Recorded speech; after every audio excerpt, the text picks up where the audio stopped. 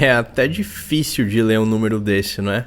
Bom, são 254 bilhões de dólares. Esse é o valor na cotação atual equivalente a 850 mil bitcoins, que é o valor do maior roubo de bitcoins da história. Para você ter uma ideia de quanto isso significa, a fortuna do Jeff Bezos, que é o homem mais rico do mundo, agora em 2021, está avaliada em 177 bilhões de dólares. Pois é, o maior roubo de bitcoins da história é 43% maior do que o valor da grana do homem mais rico do mundo. Com esse valor também, hoje, daria para comprar nada mais, nada menos do que 169.337 Ferraris. Na verdade, daria para comprar a própria Ferrari, a empresa.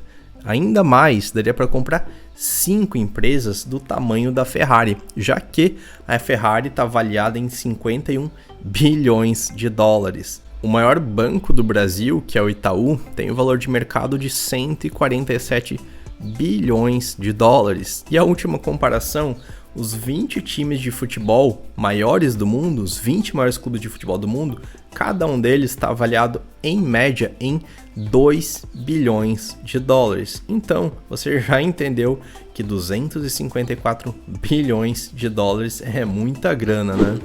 Bom, esse roubo aconteceu na Mt. Gox. Na época, ela era a maior corretora de criptomoedas do mundo, equivalente ao que hoje é a Binance. Na verdade, ela era ainda maior.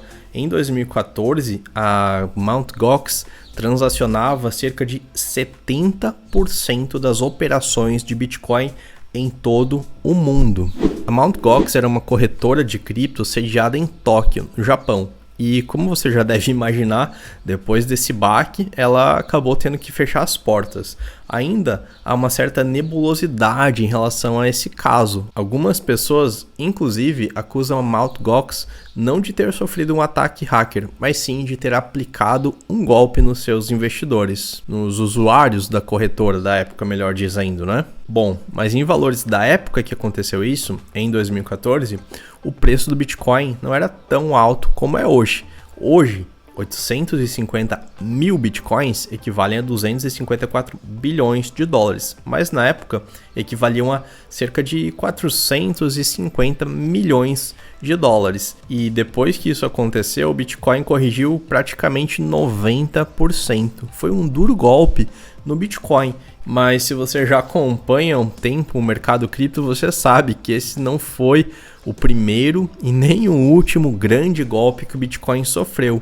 Mas isso demonstra a grande resiliência do Bitcoin enquanto moeda, enquanto reserva de valor, enquanto ativo. Porque depois dessa turbulência inicial, como você já sabe, o Bitcoin seguiu firme e forte numa trajetória ascendente de preços. Na época, o valor total de Bitcoins em circulação não chegava a 1 bilhão de dólares. Hoje, em 2021, apenas o Bitcoin representa um mercado trilionário. E esse roubo e a consequente quebra da Mt. Gox trouxe uma profunda transformação no mercado cripto. Na comunidade cripto é bem comum você ouvir o adágio "Not your keys, not your coins", ou seja, sem as suas chaves, sem as suas moedas. E o que é que isso significa?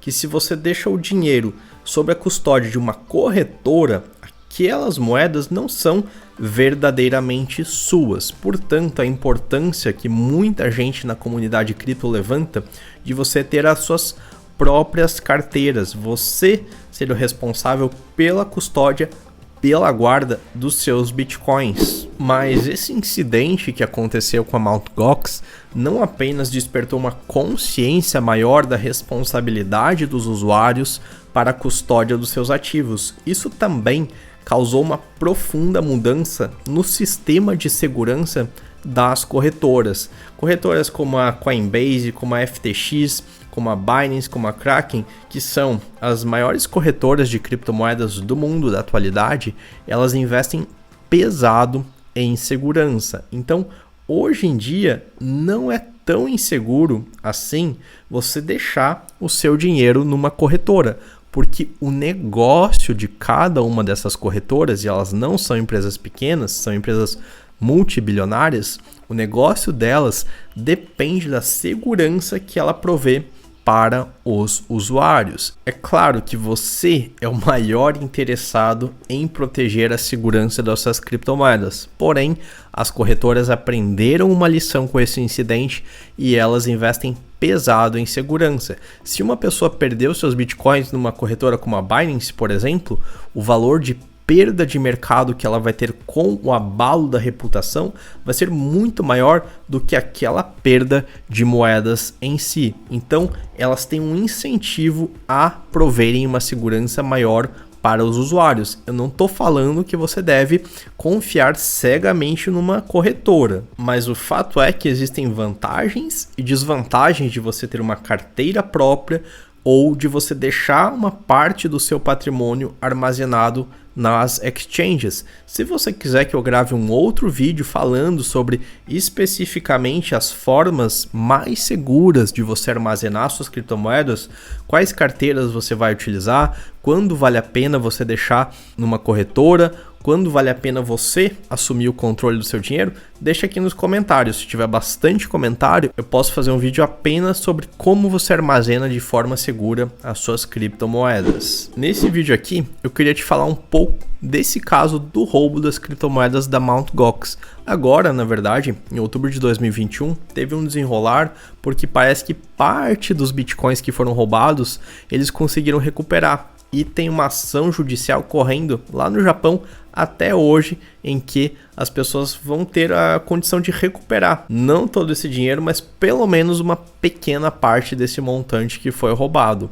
Mas o aspecto que eu considero mais importante desse episódio é o fato de o Bitcoin se mostrar cada vez mais forte. Se você conseguir enxergar o Bitcoin com a lente de quem estava vendo ele em 2014, em que não havia tanta informação difundida sobre o mercado de criptomoedas, em que grandes fundos institucionais sequer cogitavam investir Bitcoin, em que a usabilidade das ferramentas, a praticidade para você comprar um Bitcoin estava longe de ser o mesmo do que é hoje, e na época a maior corretora sofreu um hack ou um roubo que levou cerca de 70% de todo o Bitcoin em circulação. Se o Bitcoin sofreu esse baque e tantos outros ao longo da história, e ele seguiu firme e forte como o ativo que mais se valorizou na última década, apesar de também ser o ativo que mais sofreu percalços de toda a história, eu quero que você reflita: o que é que a gente não pode esperar do Bitcoin daqui para frente? O mercado cripto é altamente volátil, tanto para cima quanto para baixo. Quando tem uma queda acentuada, chovem analistas falando que o Bitcoin vai acabar, que dessa vez o Bitcoin vai morrer. Mas quem acompanha a história do Bitcoin há mais tempo, e é por isso que eu estou resgatando esse fato, quem acompanha a história há mais tempo tem uma perspectiva mais ampla. E com essa perspectiva mais ampla, você não se deixa abalar pelas oscilações de curto prazo. E ter um conhecimento mais aprofundado sobre o ativo que você está investindo faz de você um investidor melhor. Evita, por exemplo, que você seja aquele mão de alface que numa crisezinha já se livra dos seus ativos, quando na verdade, talvez naquele momento seria a melhor maneira, uma boa oportunidade de você fazer novos aportes. Quer se tornar um investidor cripto de sucesso? Se inscreve no canal, que aqui tem bastante conteúdo para te ajudar nessa jornada. Um grande abraço e até a próxima.